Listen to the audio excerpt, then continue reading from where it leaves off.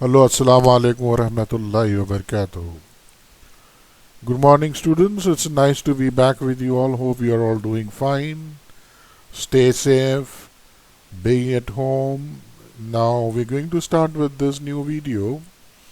This is for chapter 6 in your textbooks as per your syllabus, which is on week 12, as I can show you here. Industry, Environment, and Business Level Strategy, chapter 6. This is week 12. Now, talking about this chapter particularly, the chapter tries to extend the analysis of a business level strategy by considering the different competitive strategy that firms can and should adopt as they enter different industry environments. So, the formulation of a business level strategy does not take place in vacuum. Companies have to consider the reaction of other firms to their competitive moves. So this chapter is therefore necessary addition to chapter 5 and provides a building block to the chapter 2, a corporate strategy. This chapter mainly examines the challenges managing and generic business level competitive strategy. So moving on now, we can see some learning objectives, which is as given over here. You can check that. But now let us understand the actual area of importance of this chapter, an overview that different strategies that companies can pursue to strengthen their competitive position in each of these particular areas for how they can make a industry life cycle or each stage in the evolution of an industry. Now, to deal with these challenges, let us understand what is a strategy in a fragmented industry. A fragmented industry is composed of a large number of small and medium sized companies. That is reasons for fragmentation, that is lack of scales, brand loyalty in the industry, primarily local, low entry barriers due to lack of scale economics, national brand loyalty. Focus strategy works best for a fragmented industry. Now, this all is now the best example I can give you is a particular industry, like particularly in a dry cleaning industry, like for example in Saudi Arabia. If you see, there's one particular company called Al Jabr, which is in different parts of Saudi Arabia, which is small and medium sized company. So that is the best example I can give you at this point of time. But the focus strategy works for the fragmented industry. Now, consolidating a fragmented industry, if you see this, the business strategy which has a business history are full of example of entrepreneurial organizations who have pursued strategies to create meaningful scale of economics and national brands. So the value innovator defines a value differently than established companies and offers the value at lower cost there through creation of scale of economics, and that is chaining. As I just gave you an example of a company called Al Jabr in a laundry, a chaining obtaining the advantage of cost leadership by establishing a network linked merchandising outlets interconnected by information technology that functions are as one large company and aids in building a national brand. Now, even if you see the franchising also, if is a similar kind of many respects to chaining, except that in the case of franchising, the funding company, the franchisor, license the right to open and operate a new location to another enterprise. The franchisee, in return for a fee. These are some advantages to using a franchising strategy. A strategy in which franchisor grants the franchisee rights to use the franchisor's name, reputation, and business model in for a fee and a reputed percentage, and that is where they use it. Now, to bring this on, we have some horizontal mergers The horizontal mergers are nothing but another way of consolidating a fragmented industry is to merge with or acquiring competitors, combining them together into a single large enterprise, enable realize economics of scale and build more competitive national brands, that is as a large enterprise. Now the stages of embryonic and growth industry, if you see this, I think there are some more examples given in horizontal mergers in your textbook. You need to be careful and understand them and read them. That is focused on Walmart and other important case studies given. So please read those cases. Now the strategies in embryonic and growth, particularly industries, has is one that is just beginning to develop, and a growth industry in which first time demand is rapidly expanding as many new customers enter the market. Choosing the strategy needed to succeed in such industry possesses special challenges for because new group of customers with different kinds of needs start to enter the market. So here the customer's demand for the product is embryonic industry is initially limited for a variety of reasons for slow growth and market demand as a whole. So limited customer demands for product of embryonic industry is performance of poor quality first products, customer unfamiliarity with the product, poorly developed distribution channels, lack of complementary products, high production costs because of small volumes of production, and then industries enters the growth stage when a mass market starts to develop for its products. The mass market, is one in which numbers of customers enter the market. To start merge when there three things happen, that is ongoing technology progress, that is a product easier to use, increases value overall, for average customer. Then the products are developed that has increase in its value. A company which finds a way to reduce the cost of producing the new product so that they can lower their price and stimulate high demand. That is how it is, as I just told you, increase in low price and high demand. Now the market development, the new changing or the new nature or change of nature, as you can see here, the figure which talks about, or the flowchart here, the graph which shows market penetration, the innovators, the early adapters, early majority, late majority, laggards, from an embryonic stage to a growth stage and the mature stage.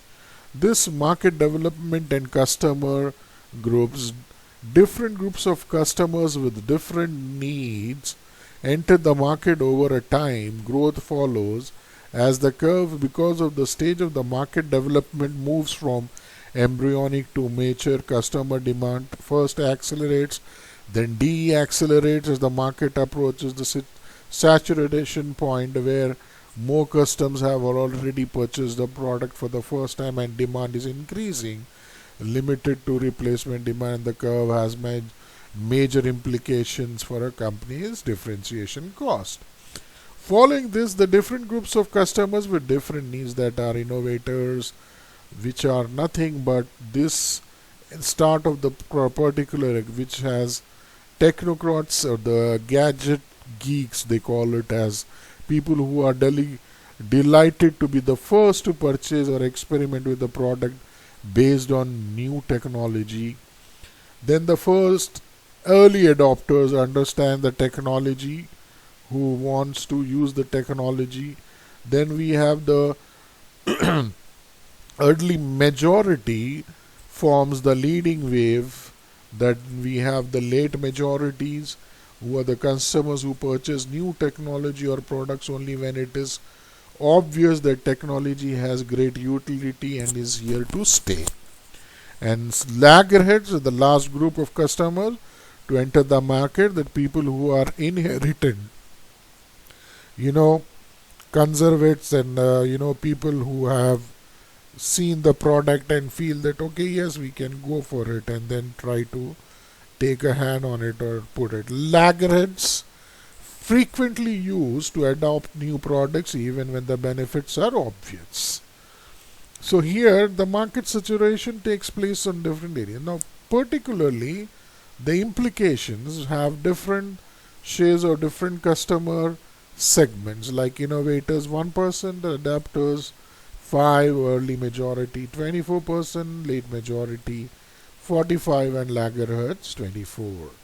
Now strategic implication, as I was just telling you now, pioneering the companies are often unable to create a business model that allows them to successfully over time and remain as market leaders.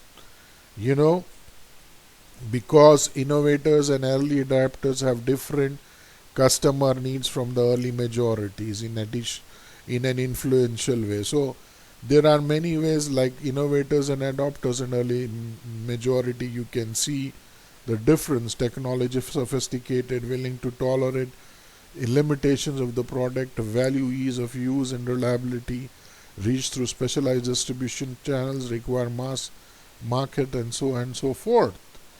Now the factors that accelerate customer particular demand, if you see this, now you have which in particularly relative advantage, complexity, compatibility, trialability, observability, and viral model of infection. Before going to this, I would really want you to go ahead and check. In the textbook, there is a very beautiful case which is a strategy in action given for crossing the chasm, that is in a smartphone industry or a smartphone market, which that has been shown. So please try to read that strategy in action. I don't know the page number. You can just check the page number if you can. Now here, what are the important accelerate areas, that factors that accelerate the customer demand? Now this particular importance of how relative value, that is the relative advantage, which is making it on the. Now first let us go for the implication of strategic areas of how industries have their on the particular strategy when we are talking about those implications. Now if you see this, as I just told you about innovators and early adopters and majorities, now let us take a look and get into the depth of particular areas of how those factors that accelerate the customer particular demand. Even in the price signaling or strategies in minding the other importance, you have to understand that. But before going there, please take your textbook and understand what is relative advantage, complexity, compatibility, and triability, which is given, observability, and viral model. You have to be very careful when understanding these important topics, because we have the details not given in the slides. You have to go for the textbook only to understand the details, and till you understand the details in the textbook, it's not easy for you to really get into the depth of this particular chapter. I will just give you a small idea on what is the importance of proliferation. Now we are talking about customers in regards to how implications happens in the conduct, relative advantage and triability and so forth. Now before this, I will even give you some important areas of the as the particular strategy in action, as I just told you. Please go through that case to get more idea on the particular importance of how to get the accelerated customer demand. Now, before going for the detour industry, now detour entry into mature industry. This is something like product proliferation, limit price strategy, then we have strategic commitment. Now, in this particular area, if you check in the textbook also, there are lot of importances given for product proliferation, the strategy of filling the niches or catering to the needs of customers in all market segments to deter entry by companies. Limit pricing, as you know it, charging a price that is lower than the that are required for a maximize profits to short run but is above the cost structure of a potential entrance.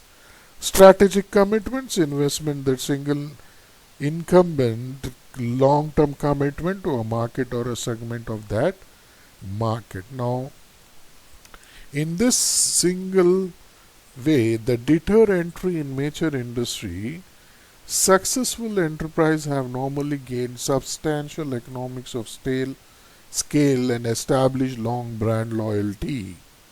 You must be remembering this is given in chapter 2 also, which is under product proliferation, as I just told you, and even limit price, which is here given in figure 6.4, which talks about that the product proliferation, which is a limit price strategy, which is to deter entry when incumbent companies in an industry enjoy economics of scale, but the resulting cost advantages are not enough to keep potential rivals out of the industry. A limit pricing strategy is involved, that is a changing price that is lower than the required to maximize profits.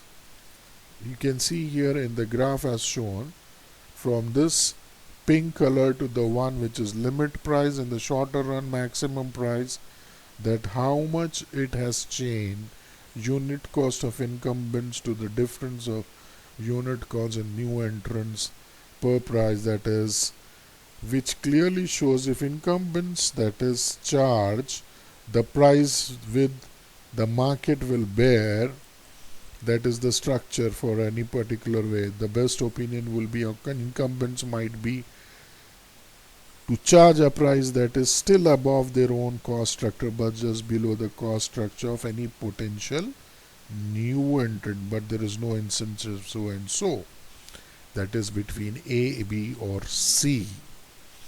So check this figure also and try to understand it carefully with your textbook. Now moving on, you have strategies to manage rivalry on different aspects of a company, that is particularly on price signaling or price leadership. Then we have non-price competition, market penetration, product development, market development, product proliferation. I have told you about product proliferation and market development, price signaling. The price signaling is nothing but the process by which the companies increase or decrease product price to convey their intentions. Price leadership is one company assumes that responsibilities for determining the price strategy and maximize the industry profitability. Then we have something called as product development. Then the product development, which is nothing but on the whole of how, even before involving consistency, that is constantly creating new or improved products to replace existing ones, that is product development. Market development involves finding new market segments for a company products. A company pursuing the industry wants to capitalize on the brand name. That is how it is. And product proliferation, the strategy of product proliferation generally means that large companies in industry all have a product in which market segments or niche product proliferation thus allows the developing and stable industry competition based on product differentiation. So here, moving on capacity control, the facts causing this, you can just choose the particular slide and just understand also. There's nothing much on this. New technologies, new entrants, economic recession, high growth.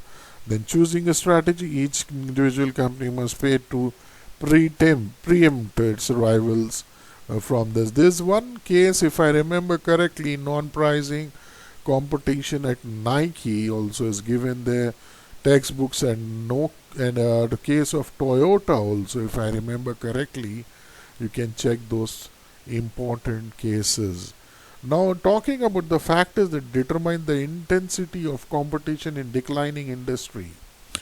Now, the speed of decline, exit barriers, height of exit barriers, level of fixed costs, and commodity nature of products, which talks about the complete area of how factors determine the intensity of a declining industry, intensity of competition. Now you can understand this, that is sooner or later many industry enter into decline stage in which the size of the total market starts to shrink. The severity of declining is when total market is shrinking, competition tends to intensify in a declining industry and profit rates tends to fall. Four potential factors that determine the intensity of competition in a declining industry is the intensity of competition, and the intensity of competition related to the previous point, you can say, and then how declining the industry is. So the choosing a strategy. Now to choose a strategy, if you see a particular leadership strategy, niche strategy, harvest strategy, and then a divestment in strategy. This is very clearly companies can adopt the following four main strategies to deal with a declining industry. You can just go and read on this, and then coming back to the particular strategy selection in a declining industry, as I just gave you in the last slides, divest, niche or harvest, harvest or divest, leadership or particularly niche strategies, which has as given over here from few to many and low to high in intense of a competition of a declining industry. Please read this and try to understand. It is very clearly given in the textbook also. So we come to the end of this chapter, gentlemen. So I take your leave. Have a good day. Stay safe. Stay at home. Bye. Thank you so much.